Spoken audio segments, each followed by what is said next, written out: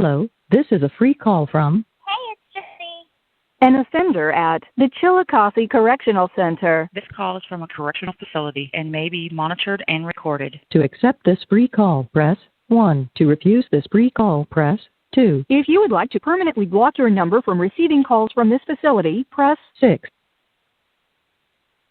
Thank you for using Securus. You may start the conversation now. Okay. Hey, what's going on? Nothing. Just got out of the shower. Yeah, I still need to take mine tonight. How was your day? I was busy, but in general, okay. Yeah. Well, it's nice. I wanted to get outside so bad, but my teacher made me stay in class today, so that sucks. But I didn't know you were back in class. Well, I mean, we go to check in at school, and then we have the option to use our rest time to stay in class. But I figure, I'm like, there's just to get hours, because we have to have 65 hours of school time, of in-class school time, to test again.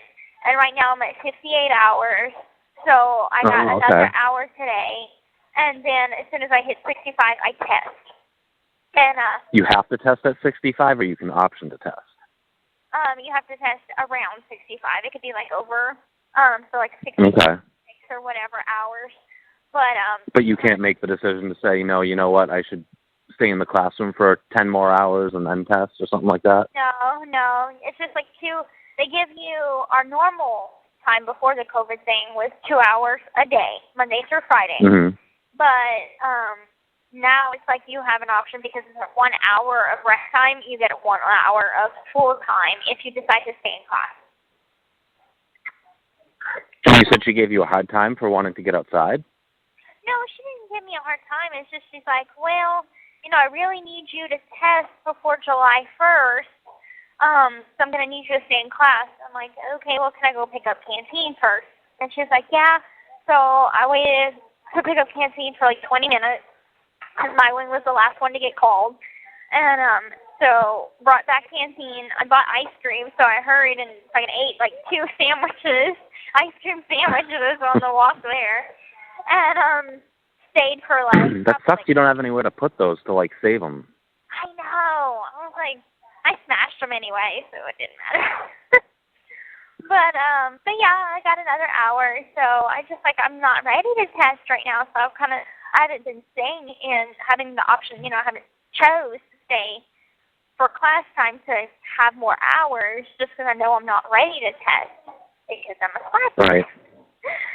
So now that I'm actually like putting my head to the books, which I did do homework, so yay me. I'm just gonna hurry up, get it done.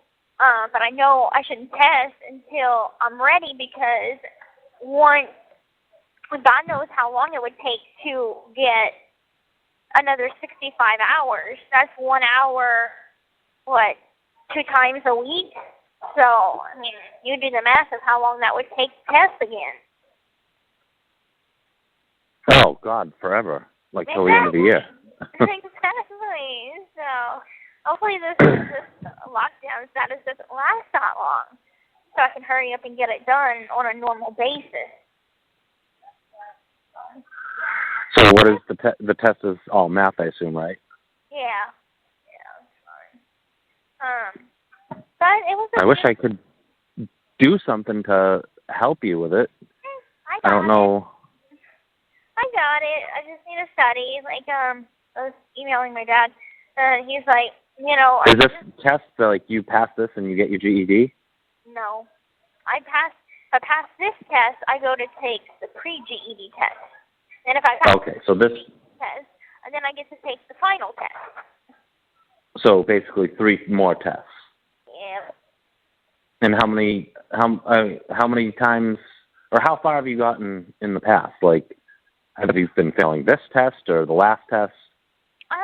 Okay, well, the test that I did last time, there's 2 versions of the test for the tape test. There's 2 versions. One is the level D that I'm on, And there's the 11 version, and then there's the 12 version, and they rotate. So if you take the 11 version this time, you take the 12 next time, and then you take the 11 the next time. It's the same exact test, but just, they rotate it, so it's not like you're guessing and you know the answer. You remember the answer from last time you took it. So you just want to want to see if you really know it.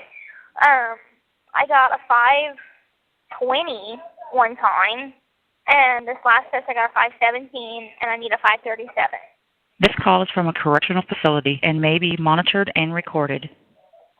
Wait, so you've never passed this test? Right. Oh, okay. And then there's 2 more after that? Yep. Oh, God. Yeah, that's what my frustration is. It's like, okay, so say if I pass this test and I fail the next one, then I have to go back and retake the test that I already passed to try to get another shot at the. So you have to pass all 3 of them in a row? Yeah, pretty much. Oh, God.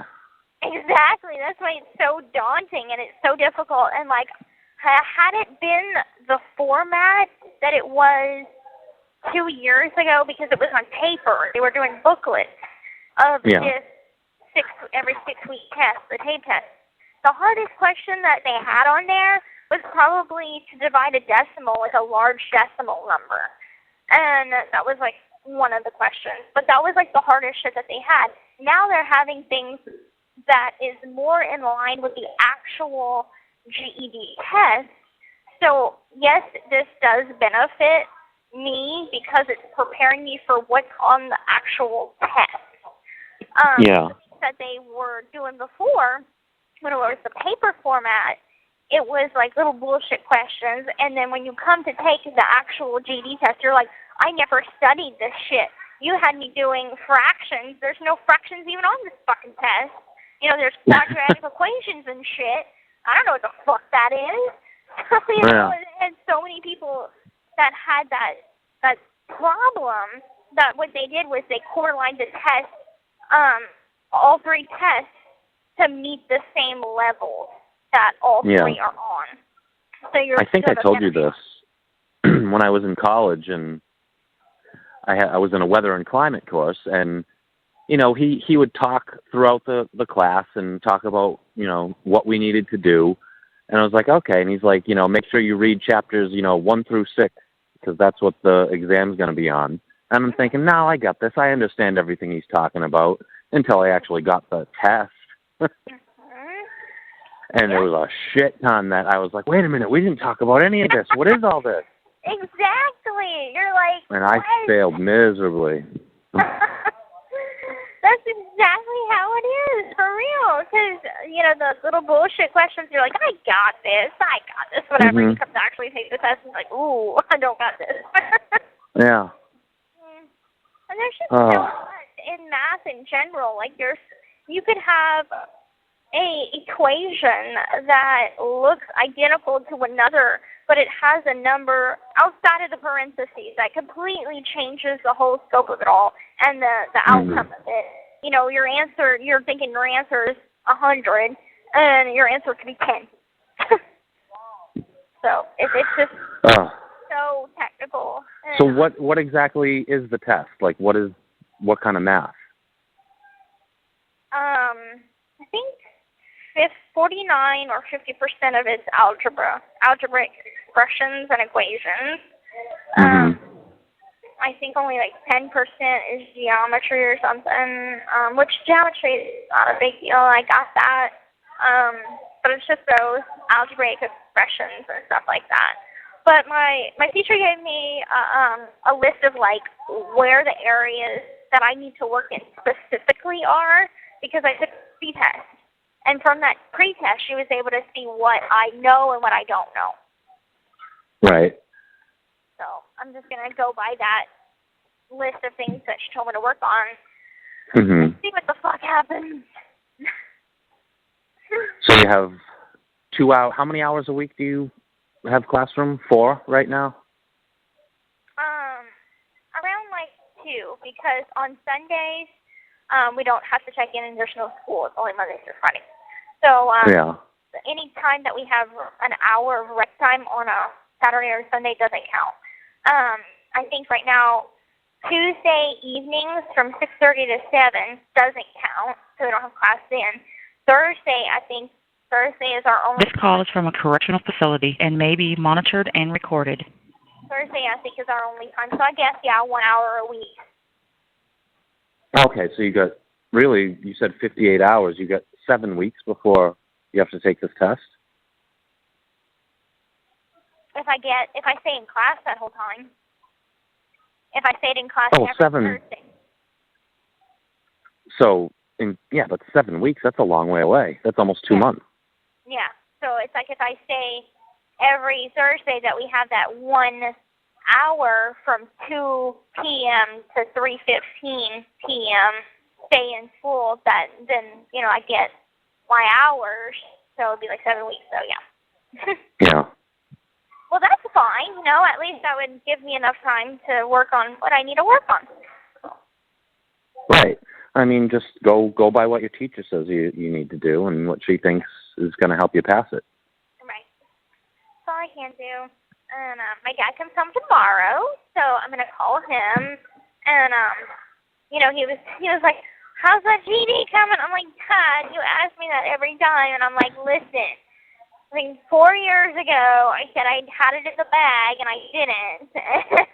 I'm like, stop asking me how it's going, okay? Well, you had everything else in the bag just besides the math. That's right. And, I mean, I passed everything in late 2018. So it's like last year was a dud. This year is kind of a dud. So I need to get my act together. Right. Well, I mean, you don't want to. You don't want to leave there without getting it because you're getting free education there, and I don't know if the test's going to be the same or not when you're out. But then you're going to have to pay for it, you know what? whether you pass or fail. How about I just pay somebody to take my test for me on the outside? Yeah, whatever works. Yeah, I'm never going to come back to this shit ever in life. So, I mean, I've got, like, the stuff that applies to real life down packed. I've got money down packed, so I don't really need to know anything about triangles and whatnot. Like, that's a little bit extra. Oh, I was going to say, you have money down? Money sucks. The counting of the money, not really the value of a dollar money, but... Yeah. God. Anyway, enough about school and all that. So how's your parents doing? Oh, God, I wish they were doing better. My dad hates it because he had never even seen the place. And he says the neighbors are loud, the place is really small, and right now he doesn't even have a bed. Like he's sleeping on an air mattress at 74 years old with a really, really bad back. Oh my God. So he's talking about is coming back down here. He's like, I don't care if it's 100 degrees. I want to come back. I was like, well, then pack your shit and come back. Like, exactly. Real estate in Massachusetts is very easy to sell. Mm-hmm. Yeah. Cut your losses, put the place back on the market, and just come back. Yeah. Yeah, I think that would probably. But my mom likes it. And it wouldn't. And they separated. About 7 years ago? Yeah, it was 2013. They separated, and my mom came down and lived in Florida, and he stayed in Massachusetts. Was it like separated in their marriage, or separated like living situation?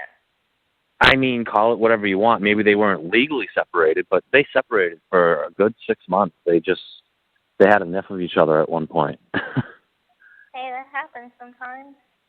Yeah. Then they got back together, and everything was fine. And I don't know if that's what's happening again. They for a lot of years, it's like they can't get away from each other, but they can't stand each other either. Mm-hmm. I don't know.